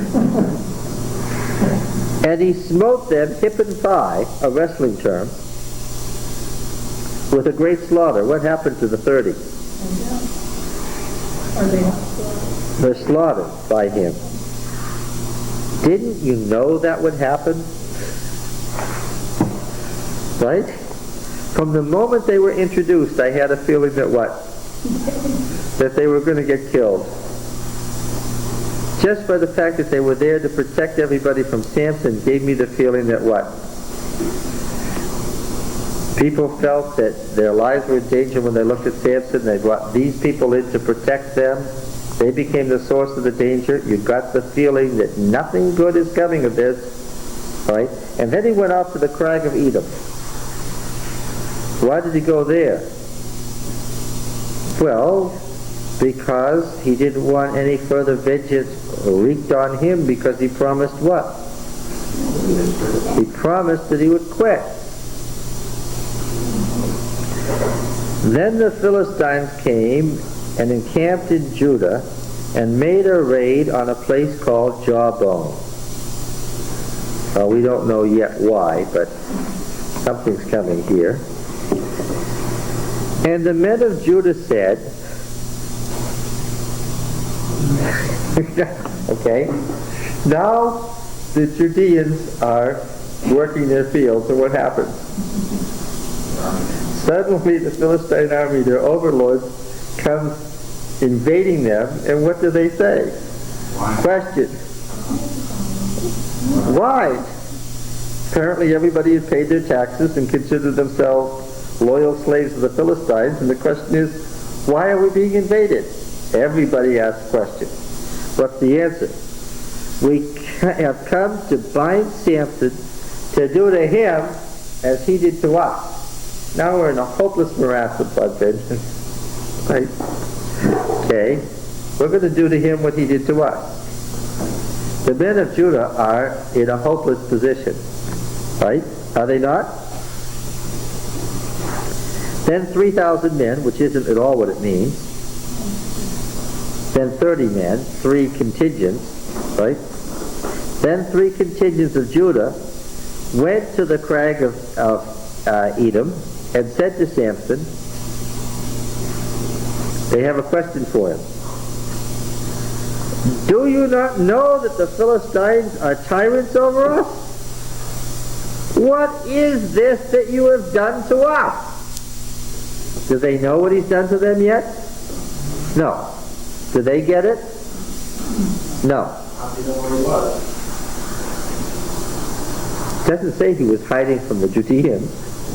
The Philistines don't know where he is, but what? The Judeans do. They knew where he was, but they didn't know, we now discover. See, Samson didn't have to hide from the Judeans because they didn't know what was going on. He didn't, obviously he hadn't told them one little thing. What he'd done. If he would have, they probably would have told them, don't come here. Yes. Now get his answer. His answer is interesting. The Judeans asked the Philistines, why you invading? They said, we've come to get Samson to do to him as he did to us. They asked Samson, what have you done to us? His answer is, what they did to me, I did to them. Good. If you were one of the contingents of Judah, wouldn't you love this? Who's doing all this behind the scenes, Shirley? Who's doing all this? Huh? That's the answer.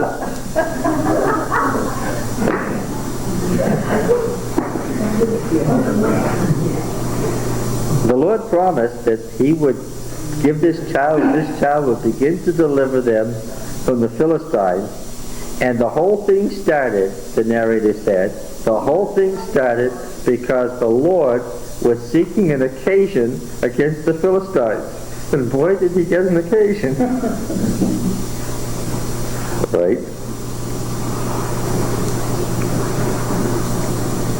And so the Judeans said to Samson, being very honest with him, we have come to bind you that we may give you into the hands of the Philistines.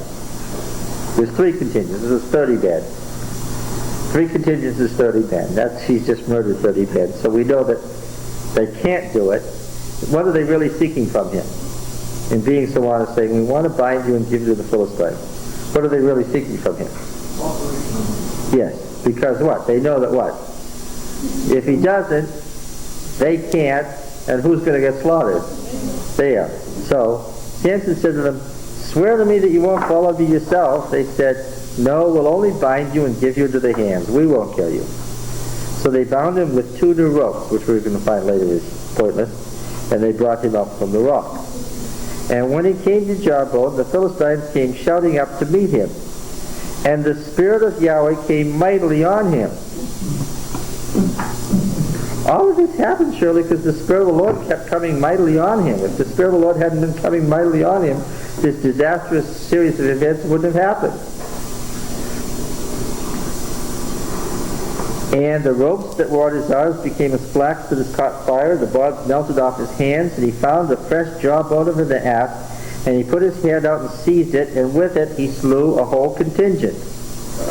All of a sudden, before anybody knew, there were 10 Philistine men surrounding him who were what? Dead. Now, as Samson is doing this, because it's continuing action, as he's doing this, he's singing a little ditty. Interesting person. Prophets frequently sing when the Spirit of the Lord comes on him, and he's singing this. With the jawbone of an ass, heaps on heaps. With the jawbone of an ass, I am slaying contingents of men. Now, the word heaps and the word ass are the same word, a few more. They're exactly the same word. So the reason that this little ditty works is it's a pun on the word. And so do you picture him?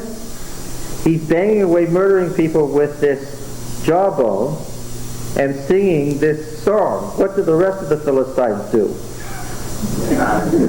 Yes. When he finished speaking, he threw the jawbone away. Why?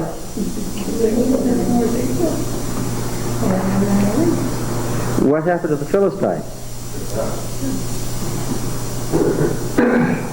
And that place was called the height of the jawbone, or jawbone height.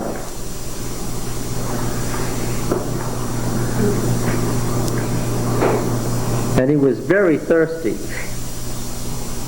What does all this singing and killing cost? Yes. What has Samson not become yet, by the way? Well, a husband, yes, that's true. He hasn't become a judge yet.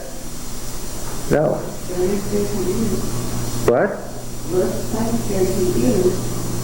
Oh, well, we haven't got this one yet. And he was very thirsty.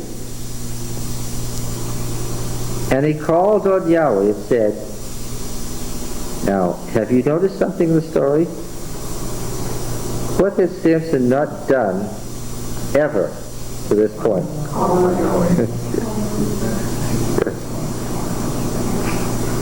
This is the first time that Samson is called on Yahweh. And in so doing, what? He's been a Nazarite from birth, dedicated to God, but what? He accepts the call. And what causes him to do it finally? Not the murder of his wife and her household, not a divorce that he didn't want. These are pretty serious things in someone's lives, right? Not the murder of 30 men, not the threat of death by an invading army. What gets him to call on the Lord? He's thirsty. Is this an interesting person? He was very thirsty. I should give him his fair thing. He wasn't just thirsty, he was very thirsty. And he called on Yahweh and said, Thou hast granted this great deliverance. There's the word that is the theme in Judges. He's a Savior now. This great deliverance by the hand of thy servant. And shall I now die of thirst or fall into the hands of the uncircumcised? Well, this is a strange opening prayer.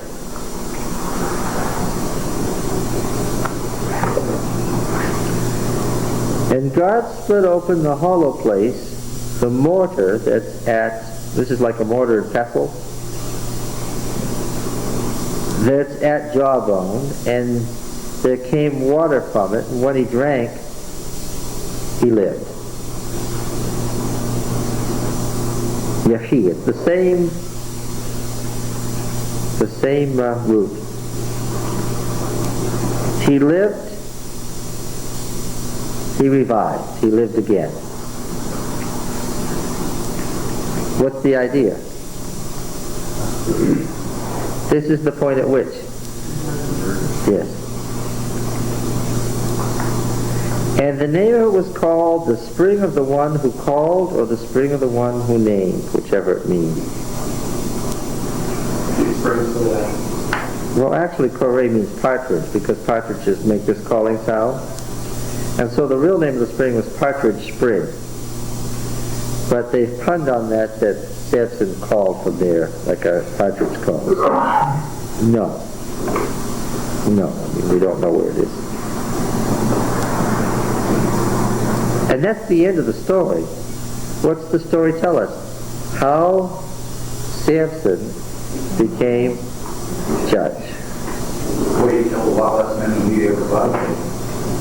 And he judged Israel in the days of the Philistines 20 years. And that was the whole story. He killed 70 men. We were thinking he killed thousands. Well, maybe he did. He judged Israel 20 years. Yeah, well, until this part of the story. The original story tells us what? The original story was only concerned with what? Was only concerned, not 1,000, a contingent.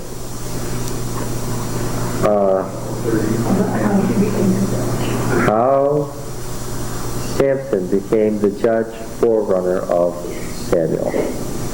How he began to deliver Israel. Because the promise was he'll begin to deliver Israel. That was the beginning of the story. And here at the end of the story he says, you've granted what? This great deliverance. And that's what the story was about. The promise of the deliverance at the beginning is masked in an inclusio form by the statement of the deliverance at the end.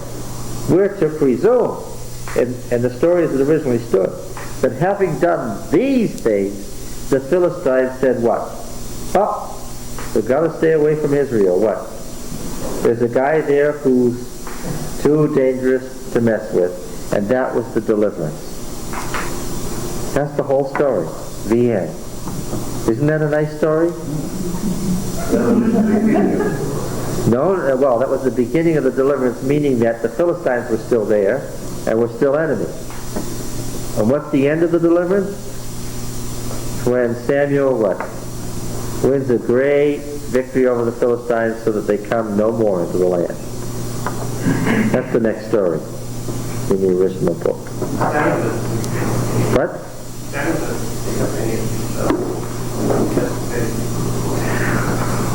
Oh, Comparison and contrast is a standard literary technique. Comparison and contrast. Let's name the set of opposites that we're studying. Sameness and difference. When we look at Samson and Samuel side by side, what are we going to be studying? Sameness and difference. Like Samson, Samuel will be a child of promise to a barren woman, a Nazarite from birth, and so forth. There's going to be lots of sameness. We're going to see lots of the same words. We'll see lots of takeoffs that only make sense if you've read the Samson story first. If you've started at 1 Samuel, a lot of what they tell you about Samuel won't make any sense unless you've read this story. Okay?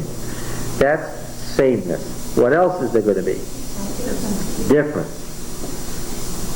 One obvious difference is one begins to deliver and the other ends to deliver. Joseph, keep going.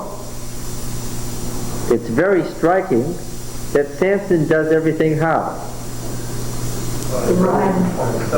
By himself. That's very striking to me. Samson, is he a group person?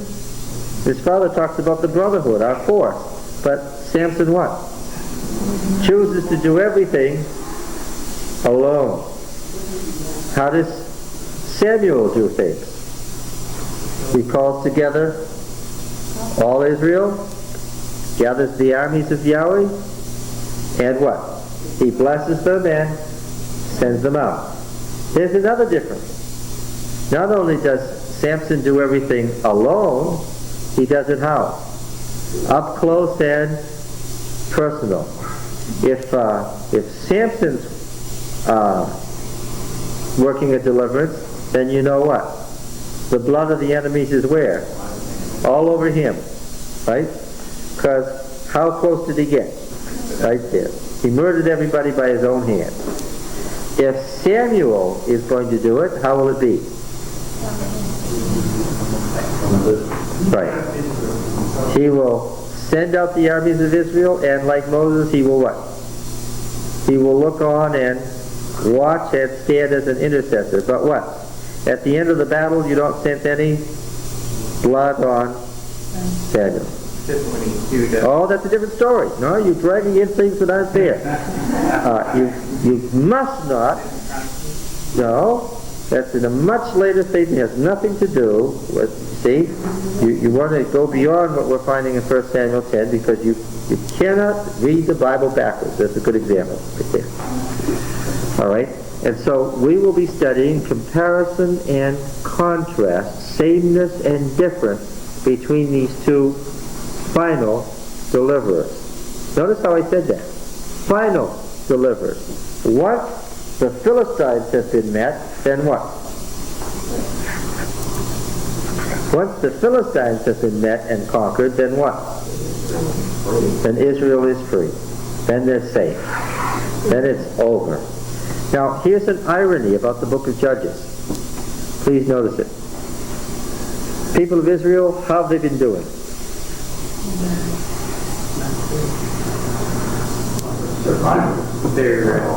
Their moral behavior has been going down and down. The moral behavior has been going down and down. And according to Deuteronomy 28, what will that end in?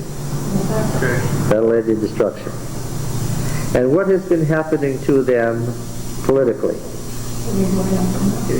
They've been getting stronger and stronger. There's an irony in the book that is deep and runs all the way through it. As Israel gets worse and worse, it's getting what? Stronger and stronger. There must be something of a warning in that the Deuteronomist intends for the people of his day. In Josiah's day, when Judah was stronger than it had ever been in centuries since the time of David, Josiah, the strongest king on David's throne, he's writing in a time when Judah is stronger than it's ever been since David's day. And what must his warning be? politically strong, morally corrupt. That politically strong and morally corrupt can end you up what? Destroyed. And he wants to talk about the kingdom of Israel as an example. And these descriptions in Judges, while he's writing about the days of the Judges, is really about what? About the days of Josiah. You get it? Because all the way through here we have to say Josiah's day. Josiah's day. Okay. We've got about another 5 minutes. Let me make some more statements. Why do we have chapter 16? The lost books of Samson. The lost book of Samson. Well, for someone like Samson, Don, do you think a lot of stories would have circulated about someone like Samson? Oh man, that guy would be a legend Yes. for Yes. hundreds of years. Yes, for hundreds of years. Yeah. I understand why the original story stopped where it did. It had to get him to be the judge who began to deliver Israel. And it was really only a forerunner story to what? To Samuel. But it's no longer a forerunner story to Samuel, is it? Because it's a long way to Samuel, and the comparisons are no longer immediate and exact. He's trying to make it look like Samuel was a better guy than Samson. So he added this extra. Oh, well, Samuel was a better guy than Samson. Of course he was, but he wanted to make sure we understood he was. Well, first of all, Dee has some stories to tell about how God can achieve his will by using his people, even if his people what? Are not going to be good at boxing. Huh? Samson achieved his purpose. His purpose was to destroy the Philistines. It's just that we find that he got habituated to violence and to destruction. And finally, in the course of events, what? He destroyed himself along with his enemies. And would Dee have any interest in that? Would there be any interest on Dee's part of that? God could achieve his purpose in the world through his chosen, even if it means what? Having his chosen being destroyed. Any message for Judah in that? Yeah. Important message for Judah in that. Warning. The first story says, how did Samson become a judge? The rest of it says, whatever happened to the judge, Samson? Right? The guy who's already a judge. Right? Is there another ending then? Is there another ending? Well, how about verse 31 of chapter 16? Then his brothers and all his family came down and took him and brought him up and buried him between Zorah and Eshtaol in the tomb of Manoah his father. He had judged Israel 20 years. What's that? Is that an ending? That's just... And Judges 15:20 has an ending, but this reminds me of the ending, the double ending of Gideon Abimelech, right? Chapter 8, verse 32.